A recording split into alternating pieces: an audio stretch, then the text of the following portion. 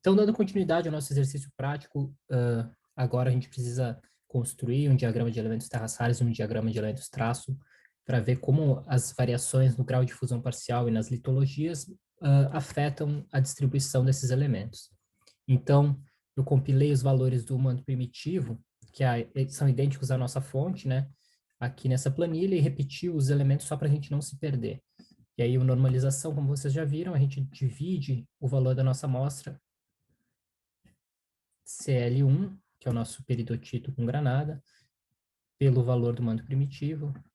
A gente prende a coluna do manto primitivo do nosso normalizador aqui para poder distribuir a fórmula nas outras células. Então, a gente obtém o valor de 0,11, reproduz lateralmente nossos valores normalizados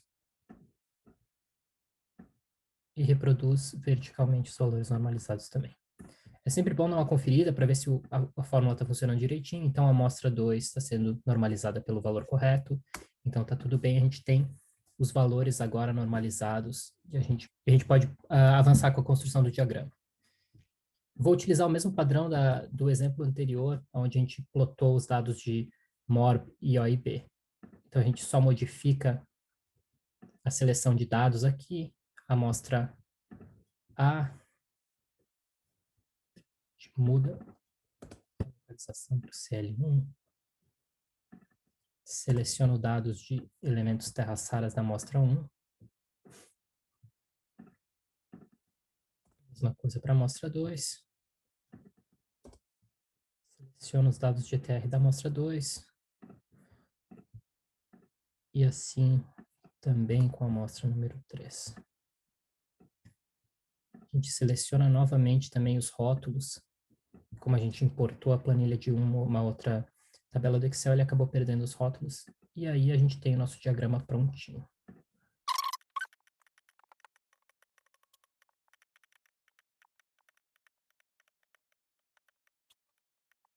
Então aqui está o nosso diagrama de elementos terraçários para amostras de CL1, que é um manto com granada, CL2, um manto com espinélio, espinélio lesolito, e CL3, um manto que tem flogopita e anfibólio. Então, a gente pode testar agora, brincar com os valores de F. Então, se a gente mudar para 0,01, que seria 1%, a concentração dos elementos ela aumenta significativamente. A gente tem essa inclinação íngreme associada à granada. E conforme a gente aumenta o grau de fusão parcial, as nossas amostras tendem a atingir uma distribuição mais horizontalizada, então o enriquecimento relativo entre os elementos ele vai diminuindo com o aumento da fusão parcial. Só do ponto de vista demonstrativo, se a gente botar 99% de fusão parcial, a gente atinge o 1, que é a composição da nossa fonte. Então essa é a ideia. Então a variação os elementos compatíveis e incompatíveis, eles migram para o fluido, quanto menor o grau de fusão parcial, maior a concentração de elementos incompatíveis. E, de maneira complementar, quanto maior o grau de fusão, esse enriquecimento relativo dos elementos incompatíveis, ele vai diminuindo gradualmente por um efeito de diluição. Então, esse arranjo de elementos no diagrama de elementos terras raras ou em outros diagramas com elementos traço, ele se dá principalmente a partir da distribuição decrescente de incompatibilidade. Então, o lantânio é mais incompatível do que o lutécio para composições mantélicas. A gente pode olhar o coeficiente de distribuição global do lantânio, 0,01, e do lutécio 0,7, é um valor maior. Então, agora, para construir o diagrama de elementos multielementar, né, que inclui também os elementos traço, eu compilei a ordem daquele nosso exemplo do início da aula, onde a gente construiu um diagrama de cada tipo, né, um de TR e um de elementos traço. E aí a gente tem que tomar um cuidado quando for compilar os valores. A gente pega os valores normalizados aqui da nossa porção de cima, a gente não pode copiar e colar esses valores porque eles contêm uma fórmula na célula. E a gente também não pode copiar e colar o valor como valor, apenas o número, porque quando a gente atualizar o F, ele não vai se atualizar automaticamente. Então, a forma como a gente faz isso no Excel, a gente adiciona o igual e clica em cima da célula que a gente quer que seja imitada.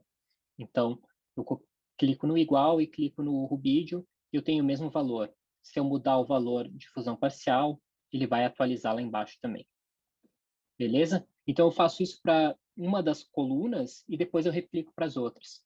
E a gente tem que tomar cuidado que os elementos eles não estão na mesma ordem que eles ocorrem ali em cima. Então, a gente tem que ir clicando conforme a ordem dos elementos. Então, eu vou acelerar. Prestem atenção na hora de construir essa sequência, né? Então, por exemplo, a gente tem a sequência igual até o tântalo, aí a gente pula lá para os terras raras lantânio sério. Aí a gente volta para um elemento traço, volta para um terra rara, volta para elementos traço, terras raras. Então, tem que seguir essa sequência dos iguais, respeitando a distribuição dos elementos. Então, eu vou acelerar essa parte e eu retorno quando a gente estiver com os valores compilados.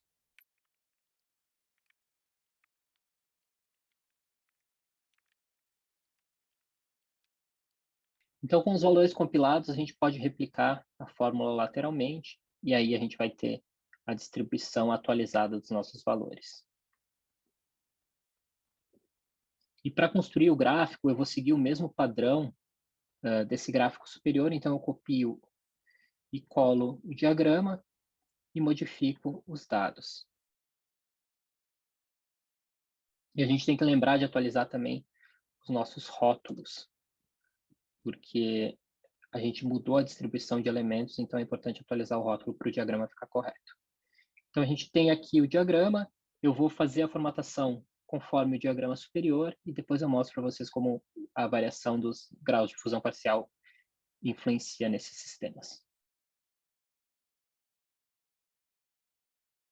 Beleza? O padrão está similar ao diagrama superior, a gente tem a distribuição dos elementos certinho, então agora a gente pode colocar valores para testar o efeito de F na distribuição de elementos traço. Então, aumentando para 10%, a gente tem um efeito similar, que é a diminuição da concentração dos elementos mais incompatíveis e uma maior estabilidade. Como a gente está dividindo todos os valores pela composição que é igual à da fonte, a tendência é que quando a gente chega a 99% de fusão, a gente chegue a 1. A gente nota no diagrama algumas características que são específicas dos minerais tipificadores, por exemplo, fracionamento forte de titânio no manto que tem espinélio. O espinélio ele concentra titânio durante o processo de fusão parcial, logo ele causa uma depressão na composição do magma. E uma outra coisa interessante também, a depressão em rubídio e bário para as rochas que têm anfibólio e flogopita, e um pouquinho de depressão em nióbio também, porque esses minerais acabam concentrando o nióbio juntamente com o rubídio e bário.